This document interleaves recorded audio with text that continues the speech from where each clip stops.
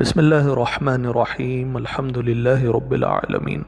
اللہم صلی علی سیدنا محمد وآلہ وصحبہ وبارک وسلم۔ آج ہم وارثوں میں عصبات پر گفتگو کرنے والے ہیں۔ تو پہلے آپ کو ابتدا میں یہ بتلایا تھا کہ جب کوئی شخص مر جائے گا تو اس کے مال میں سے ہی پہلے اس کی تجہیز و تکفین کی جائے گی، یعنی اس کے مال میں سے ہی پیسے لے کر اس کے کفن اور دفن میں خرچ کیے جائیں گے، پھر اس کا قرضہ ادا کیا جائے گا، میت کا جو قرضہ ہوگا وہ ادا کیا جائے گا، اور پھر میت کے مال میں جو قرضے کی ادائیگی کے بعد جو مال بچ جائے گا اس کے 1/3 مال میں، بچے ہوئے کے 1/3 میں اس کی وصیت نافذ کی جائے گی، وصیت پر عمل کیا جائے گا 1/3 مال میں، پھر جو بچا ہوا مال ہوگا وہ ورثاء میں تقسیم کیا جائے گا۔ اور وارثوں کی قسمیں بھی آپ کو بتلائی تھی کہ ذوی الفروض اور عصبات اور ذوی الارحام، یہ 3 قسم کے وارث ہوتے ہیں، جن میں سے ہم نے ذوی الفروض پر تفصیلی گفتگو پچھلے کئی ویڈیوز میں کر لی ہے، اور اسی گفتگو کے تحت عصبات کا بھی تھوڑا سا ذکر آ گیا تھا۔ اب یہاں پر عصبات کو تفصیلی طور پر بتلائیں گے کہ العصبۃ من یرث بغیر تقدیر، یعنی عصبات کا جو حصہ ہوتا ہے وہ مقرر نہیں ہوتا ہے، عصبات وہ ہوتے ہیں جو بغیر کسی مقررہ حصے کے وارث بنتے ہیں، یعنی اگر ذوی الفروض نہیں ہوں گے تو عصبات کو پورا حصہ، میت کا مال پورا یہ لے کے چلے جائیں گے، ان کو دے دیا جائے گا، اور اگر ذوی الفروض ہوں گے تو ذوی الفروض سے بچا ہوا حصہ عصبات کو دیا جائے گا، اور اگر ذوی الفروض میں ہی پورا میت کا مال تقسیم ہو جا رہا ہے تو پھر عصبات کو کچھ نہیں ملے گا۔ تو ایسی صورتیں بنتی ہے۔ اب یہاں پر تینوں صورتوں میں دیکھیے آپ، عصبات کا کوئی حصہ مقرر نہیں ہے۔ تو اب آگے دیکھتے ہیں کہ العصبۃ بالنفس کل ذکر لیس بینہ و بین المیت انثی، تو عصبات کی جو پہلی قسم ہے وہ عصبہ بنفس ہی ہے، تو اس کی یہاں پر تعریف کر رہے ہیں کہ العصبۃ بالنفس، یعنی عصبہ بالنفس وہ ہیں، ہر وہ مرد ہے جس کے اور اس میت کے درمیان کوئی عورت نہیں آتی ہے، ایسا مرد جس کے اور اس کے میت کے درمیان کوئی اگر عورت نہیں آتی ہے رشتے میں تو وہ عصبہ بنفس ہی بنے گا۔ تو یہاں پر آپ دیکھیے کون ہوتا ہے، وہ بیٹا ہے، تو میت کا جو بیٹا ہے وہ ڈائریکٹلی ریلیٹڈ ہے، بیچ میں کوئی عورت نہیں آ رہی ہے، اور اگر میت کا پوتا ہے تو وہ بیٹے کا بیٹا ہے، پھر بیچ میں کوئی عورت نہیں آ رہی ہے۔ اسی طرح میت کا باپ ہے، یہ بھی ڈائریکٹلی ریلیٹڈ ہے میت سے، اور جو دادا ہوگا وہ بھی بیچ میں اس کے کوئی عورت نہیں آئے گی، باپ کا باپ ہے وہ، اور اسی طرح بھائی ہے اور بھتیجا ہے، بھائی بھی ڈائریکٹلی ریلیٹڈ ہے، بیچ میں کوئی عورت نہیں آ رہی ہے، عورت کا واسطہ بیچ میں نہیں آ رہا ہے، اور بھتیجا ہے تو بھائی کا بیٹا ہے وہ، تو پھر بیچ میں کوئی عورت کا واسطہ نہیں آیا، اور چچا ہے یعنی باپ کا بھائی، تو باپ کا بھائی، بیچ میں کوئی عورت کا واسطہ نہیں ہے، اور چچا کا بیٹا، پھر بیچ میں کوئی عورت کا واسطہ نہیں ہے، تو یہ سارے عصبہ بنفس ہی کہلائیں گے۔ لیکن شوہر جو ہوگا وہ اس میں ایکسکلوڈڈ ہوگا، وہ عصبہ نہیں بنتا ہے شوہر، اصول یہ ہے کہ شوہر عصبہ نہیں بنتا ہے، اور جو اخیافی بھائی ہوں گے وہ بھی عصبہ نہیں بنیں گے، یعنی ماں شریک بھائی جو ہوں گے، ماں کی طرف سے جو سونتیلے بھائی ہوں گے وہ عصبہ نہیں بنیں گے، اس لیے کہ میت کی طرف رشتے میں سونتیلے بھائی جو ماں کی طرف سے ہوتے ہیں ان میں بیچ میں ایک عورت کا رشتہ آ جائے گا اور وہ ہے سونتیلی ماں، لیکن اللاتی بھائی جو ہوں گے، جو باپ کی طرف سے سونتیلے ہوں گے، وہ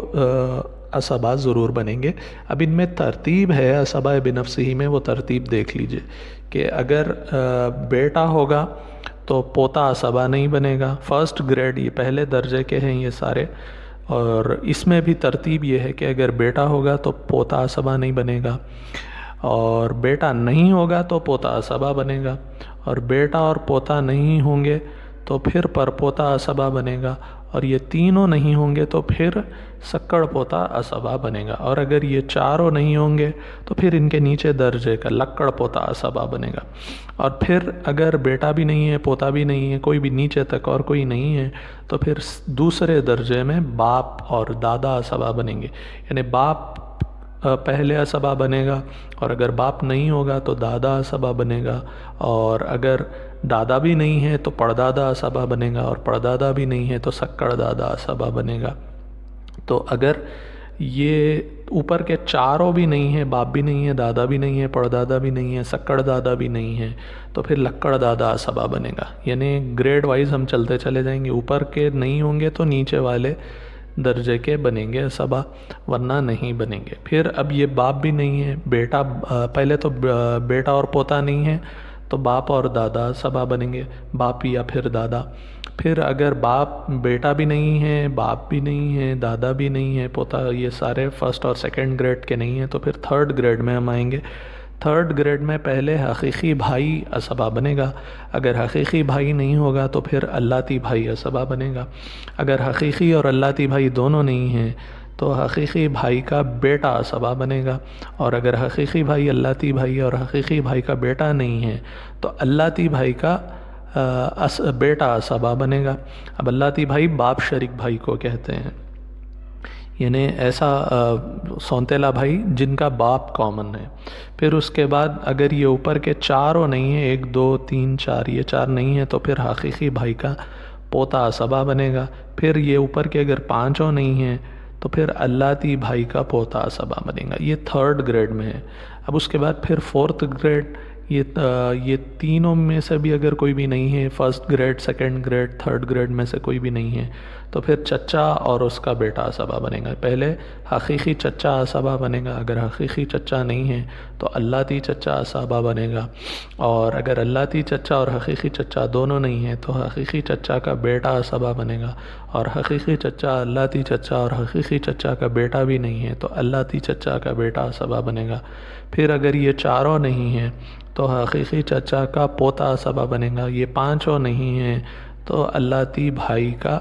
اللتی چچا کا پوتا اسبا بنے گا۔ یہاں پہ بھائی غلطی سے آ گیا ہے، اللتی چچا کا پوتا اسبا بنے گا اگر یہ اوپر کے 5 نہیں ہیں۔ تو اس طرح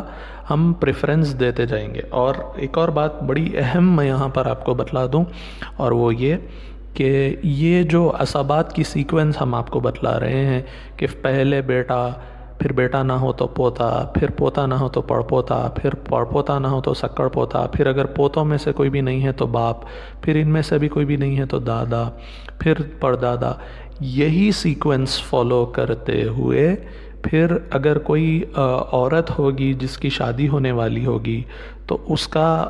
اسی سیکوینس میں کوئی اسبات میں سے کوئی ولی بنے گا، جو بھی قریب ہوگا، جو سب سے زیادہ قریب ہوگا عورت کا، وہی شخص ولی بننے کا حقدار ہوگا۔ اور اگر کوئی دوسرا شخص ولی بننا چاہے سیکوینس میں، اگر وہ دور کا ہے تو وہ ولی نہیں بن سکتا ہے۔ جیسے مثال کے طور پر اگر عورت کا بیٹا موجود ہے اور باپ اگر اسبا یہاں پر بننا چاہے گا اس کا، تو باپ اسبا نہیں بن سکتا ہے کیونکہ یہ دور کا ہے اور یہ قریب کا ہے۔ اسی طرح بھائی اگر موجود ہے، حقیقی بھائی، اور چچا اگر اسبا بننا چاہے تو وہ اسبا نہیں بن سکتا ہے، اس کا اسبا بننا کریکٹ نہیں ہوگا،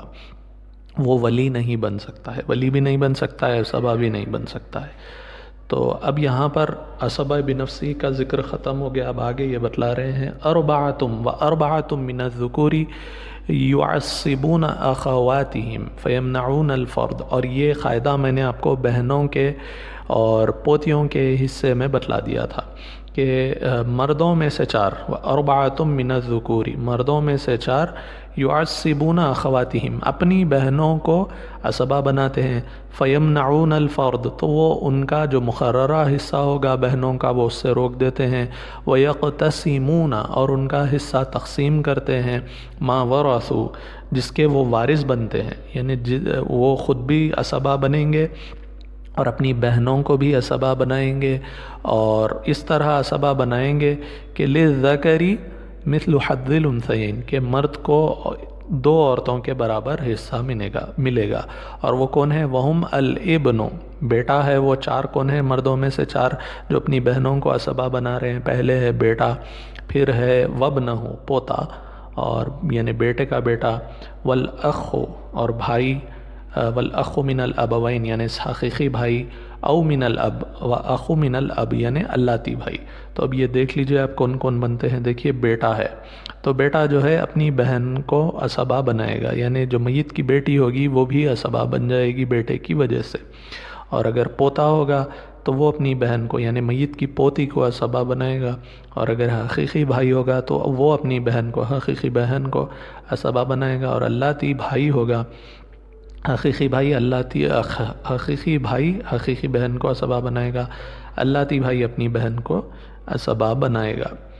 اور یہ دوسری قسم تھی اسبات کی۔ اب جس کے بارے میں ہم آلریڈی ڈسکس کر چکے ہیں۔ اب ایک اور تیسری قسم جو بہن کے ذکر میں ہی جس کا ذکر آ گیا تھا، وہ ان اجتماع الاخوات مع البنات صار الاخوات عصبہ، کہ اگر میت کی بہنوں کے ساتھ میت کی بیٹیاں آ جائیں، ان اجتماع الاخوات بہن جمع ہو جائے مع البنات، کس کے ساتھ؟ بیٹیوں کے ساتھ، تو بہن جو ہے صار الاخوات عصبہ۔ اور اس کی تفصیل میں نے آپ کو بہنوں کی ویڈیو میں بتلا دی تھی، اب یہاں پر زیادہ تفصیل میں جانا میں مناسب نہیں سمجھ رہا ہوں۔ یہ پوری سلائیڈ میں نے ڈیٹیل میں آپ کو پچھلے ویڈیو میں ایکسپلین کر دی تھی کہ یہ تقسیم کیسے ہوتی ہے، کیا ہوتی ہے۔ آپ پچھلے ویڈیو کو ریفر کر سکتے ہیں، اور میں یہ امید کر رہا ہوں کہ آپ نوٹس بھی بنا رہے ہوں گے، جس کے ذریعے آپ آسانی سے میری پوری بات یاد رکھ سکتے ہیں۔ اب یہاں پر ایک اور بات بتلا رہے ہیں، فَإِنْ عُدِمَ الْعَصَبَةِ، اور اگر عصبات نہیں ہیں، یعنی جو عصبہ بنفسہ بھی نہیں ہیں اور اس کے ساتھ والے کوئی اور بھی نہیں ہیں، اور جو بہن اور بیٹی کے جیسا عصبہ پچھلی سلائیڈ میں بن رہے تھے وہ بھی نہیں بن رہے تھے، یعنی تینوں اقسام کے عصبہ نہیں ہے۔ فَإِنْ عُدِمَ الْعَصَبَةِ، عصبہ ہے ہی نہیں، من النسب، نسب میں سے جتنے بھی عصبہ بن رہے تھے، جو بھی تینوں میں نے آپ کو سمجھائے، وہ تینوں نہیں ہیں، تو وَرَثَ الْمَوْلَى الْعَتْقَ وَلَوْ كَانَ أُنْثَى، تو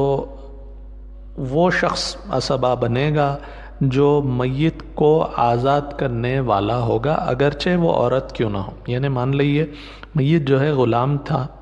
میت کسی زمانے میں غلام ہوا کرتا تھا، یا عورت تھی وہ غلام ہوا کرتی تھی، اب اس کو کسی نے آزاد کر دیا، چاہے وہ آزاد کرنے والا شخص اس کا جو آقا تھا وہ عورت ہو یا مرد ہو، تو اس کو میت کو کسی نے آزاد کیا، تو اب مرنے والا اگر مر گیا تو اس کے کوئی عصبات نہیں ہوں گے، تو پھر یہ جو آزاد کرنے والا ہوگا یہ اس کا عصبہ بنے گا۔ لیکن آج کے دور میں ہمارے پاس غلامی کا دور ختم ہو چکا ہے، لہٰذا اس کی زیادہ تفصیل میں جانا میں مناسب نہیں سمجھتا ہوں۔ ہم آگے بڑھ جائیں گے، اور جو ترتیب مال کی تقسیم کی اب تک ہم نے ڈسکس کر لی ہے اس کو سمرائز کر لیتے ہیں تاکہ بات کلیئرلی ہمیں سمجھ میں آ جائے۔ تو میت کا جو مال ہوگا سب سے پہلے ذوی الفروض کو دیا جائے گا، اور ذوی الفروض کے بارے میں ہم نے تفصیلی گفتگو کر لی ہے، جن کا حصہ مقرر ہوتا ہے۔ پھر اگر ذوی الفروض میں سے مال بچ جائے گا تو عصبات کو دیا جائے گا، اور اگر ذوی الفروض نہیں ہوں گے تو عصبات کو پورا مال دے دیا جائے گا، اور اگر ذوی الفروض میں ہی پورا مال اگر تقسیم ہو جاتا ہے تو عصبات کو کچھ نہیں ملے گا۔ یہ ہماری ترتیب ہے۔ پھر مان لئیے یہاں پر ذوی الفروض کو اپنے مال دے دیا، پھر تھوڑا مال بچ گیا تو عصبات کو ہم نے دے دیا، پھر عصبات تو ہے نہیں، مان لئیے اگر بالفرض کسی کے